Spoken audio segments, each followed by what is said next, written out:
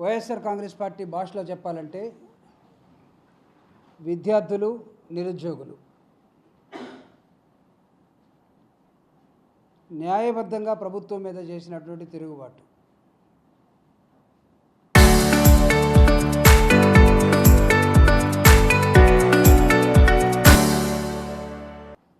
అనివార్యంగా తల దించాల్సినటువంటి పరిస్థితిని తీసుకొచ్చినటువంటి విద్యార్థి లోకానికి వైఎస్ఆర్ కాంగ్రెస్ పార్టీ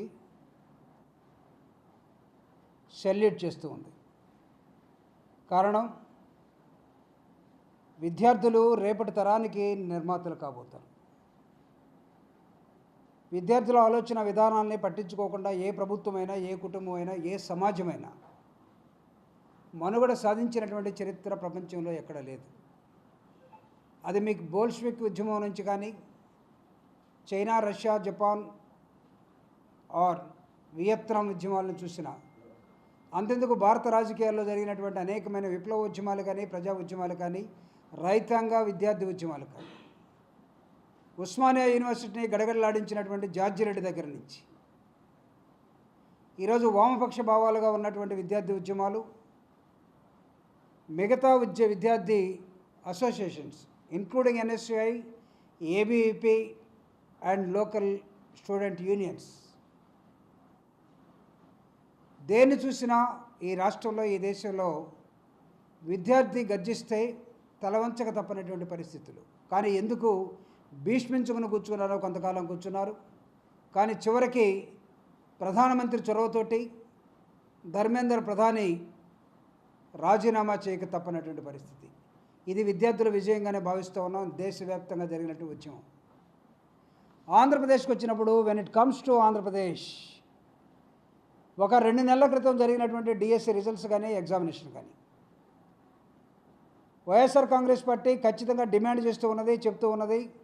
జగన్మోహన్ రెడ్డి గారు విద్యార్థి లోకంతో మాట్లాడిన తర్వాత, నిరుద్యోగులతో మాట్లాడిన తర్వాత, ఆంధ్రప్రదేశ్లో జరిగినటువంటి డిఎస్సిలో అవకతవకలు కానీ, అన్యాయాలు కానీ గళమెత్తినటువంటి వైఎస్ఆర్ కాంగ్రెస్ పార్టీ డిమాండ్ చేసింది, దీని మీద ఒక సిబిఐ ఎంక్వైరీ అయ్యింది. అన్యాయంగా జరిగినటువంటి రిక్రూట్మెంట్ ఏదైతే ఉందో దీని వెనక అనేకమైన లీకేజీలు ఉన్నాయి. Like NEET in the national level, 20 లక్షల మంది విద్యార్థులు రాసినటువంటి నీట్ ఎగ్జామినేషన్లో పేపర్ లీక్ అయిందని, పేపర్ అగమ్య గోచరంగా తయారైందని విద్యార్థులు జీవితకాలం తల్లిదండ్రుల ఆశలకి అనుగుణంగా పోరాటం చేసినటువంటి విద్యార్థులు మొత్తం ఈ దేశంలో ఉద్యమించినప్పుడు జగన్మోహన్ రెడ్డి గారు చాలా సున్నితంగానే అడిగారు ఈ ఆంధ్రప్రదేశ్లో రాష్ట్ర ప్రభుత్వాన్ని, ఈ కూటమి ప్రభుత్వాన్ని, ఇదిగో మీరు చేస్తున్నటువంటి అన్యాయం నిరుద్యోగులకి, మీరు పెట్టినటువంటి ఒకే ఒక ఎగ్జామ్ ఇది కూడా అవకతవకలుగా దారితీసినప్పుడు ఫెయిల్ అయినాడు పాస్ అయినట్టుగా, పాస్ అయినాడు ఫెయిల్ అయినట్టుగా విద్యార్థుల మొత్తం సర్టిఫికెట్లన్నీ వెరిఫై చేసి ఉద్యోగం వస్తుందని ఆశ పెడితే, వెరిఫై చేసిన తర్వాత మీకు ఉద్యోగం మేము ఇవ్వలేమని చెప్పినట్టుగా వదిలేసినటువంటి నేపథ్యం. కాబట్టి వైఎస్ఆర్ కాంగ్రెస్ పార్టీ డిమాండ్ చేసింది చాలా స్పష్టంగా, డిఎస్సిలో జరిగినటువంటి ఈ అవకతవకల మీద ఒక ఎంక్వైరీ జరగాలని. నిన్న కూడా నేను సెంట్రల్ ఆఫీస్లో తాడేపల్లిలో ఒక ప్రెస్ మీట్ ద్వారా అడిగాం, నీట్లో ఏం జరుగుతూ ఉంది అక్కడ చూడండి. ప్రధానమంత్రి మాట్లాడుతూ ఉన్నాడు, పార్లమెంట్లో మాట్లాడుతూ ఉన్నది, ప్రతిపక్ష పార్టీ నాయకుడు మాట్లాడితే కదిలినటువంటి కేంద్రం ఎందుకు ఇక్కడ ఆంధ్రప్రదేశ్లో ప్రతిపక్ష పార్టీ మాట్లాడితే మీరు కదలకుండా ఉన్నారు? అంటే ఈ రాష్ట్రంలో అన్యాయం జరగలేదని భావిస్తూ ఉన్నారా?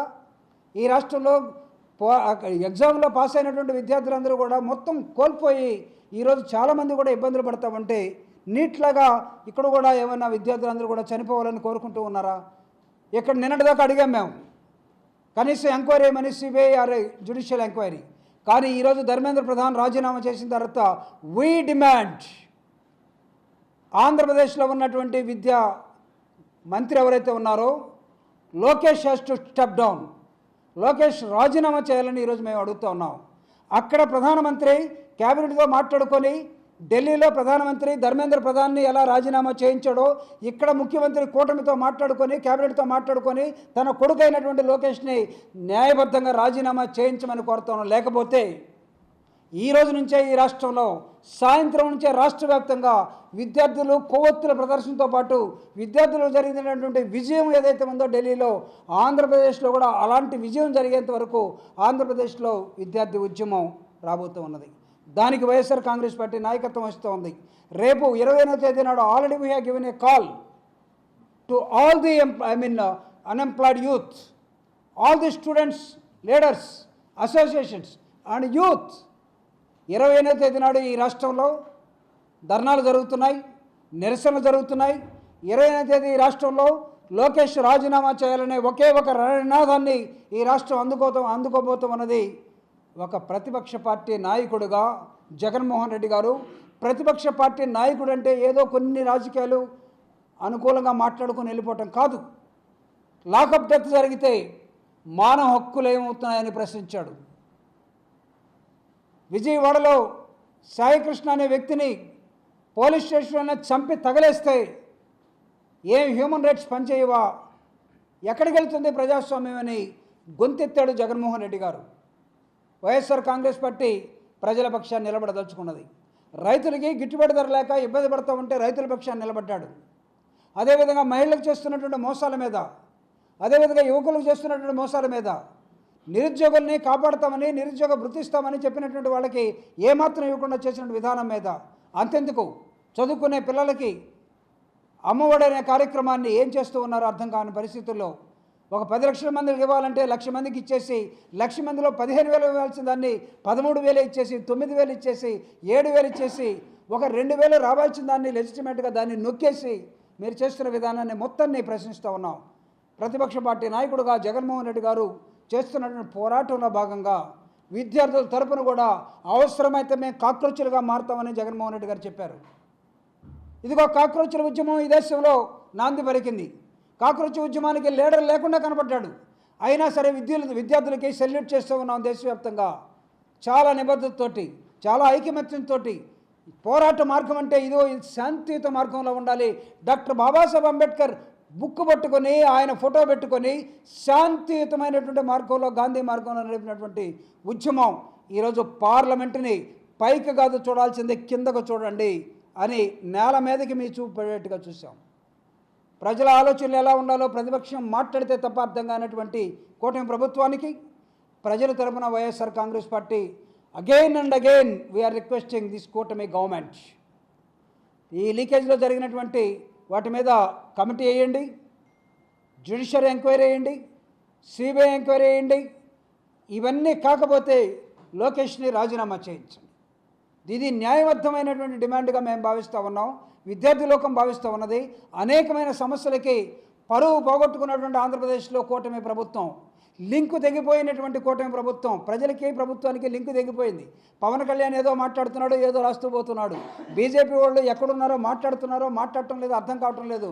They have become a cat on the wall. మొత్తం చంద్రబాబు నాయుడు గారు అనుభవం చూస్తూ ఉందట. ఆ అనుభవం ఈరోజు నిరుపయోగంగా మారిపోతున్న నేపథ్యంలో ఇక్కడ పెట్టుబడులని మాత్రమే తిరుగుతున్నారు. ఇక్కడ సంక్షేమం లేదు, అభివృద్ధి లేదు. కాబట్టి పెట్టుబడులు వస్తాయా, తెస్తారా, అది తర్వాత చూద్దాం. ఇక్కడ జరుగుతున్నటువంటి ఈ లీకేజీల మీద మీరు దృష్టి సారించకపోతే ఈ రాష్ట్రం అధోగతి పాలవుతూ ఉన్నది.